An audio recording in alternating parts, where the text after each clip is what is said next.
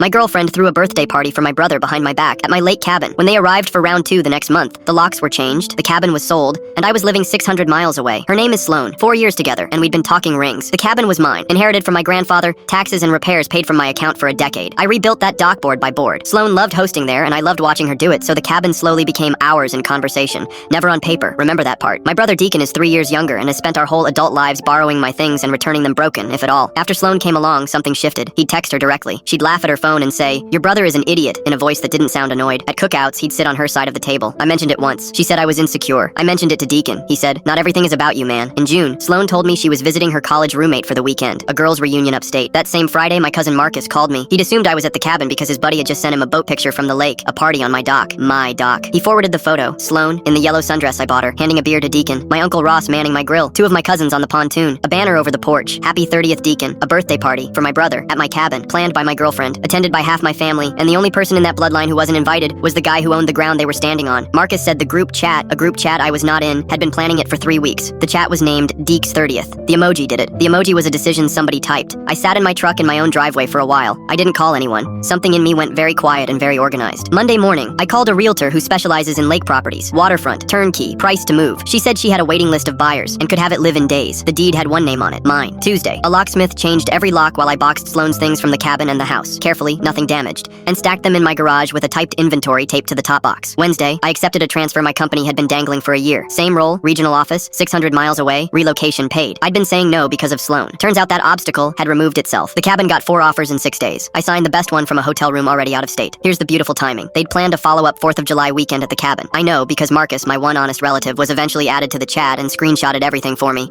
So on July 3rd, a caravan of my family plus my girlfriend pulled up to a locked gate, a lockbox on the door, and a sold sign facing the road. My phone became a slot machine. Sloan called 9 times, then sent the paragraph. It was just a surprise party. I would have made it weird. Deacon wanted it low-key. My mother, call your brother. He's devastated about the cabin. Devastated about the cabin. Deacon himself texted exactly once. Grandpa would be ashamed you sold it. I replied to him alone. Grandpa left it to me, not to you. Now neither of us has it. Happy birthday. To Sloan, I sent one message. The doc photo, the screenshot of the group chat name, and 2 sentences. 3 weeks of planning, and your only lie ran out of road. Your boxes are in the garage until the 1st. After that, storage is in your name. She wrote back that nothing romantic was happening with Deacon. And here's the thing. I actually believe her. That's what took me the longest to explain to people. It was never about catching them kissing. It was that my partner and my brother and my mother and my uncle all sat in a chat for 3 weeks, coordinating cakes and coolers. And the operating assumption, unanimous, unspoken, easy, was that I was the problem to be managed. The shushing emoji was the whole relationship, top to bottom. That was 14 months ago. I like the new city. I coach a kids' baseball league on Saturdays. The cabin money became a townhouse with a small yard and a grill that no one has ever used without me. Marcus flew out last month. We fished off a rented boat, and he asked if I missed the lake. I missed the dock. I said, I built the dock. The rest was just water.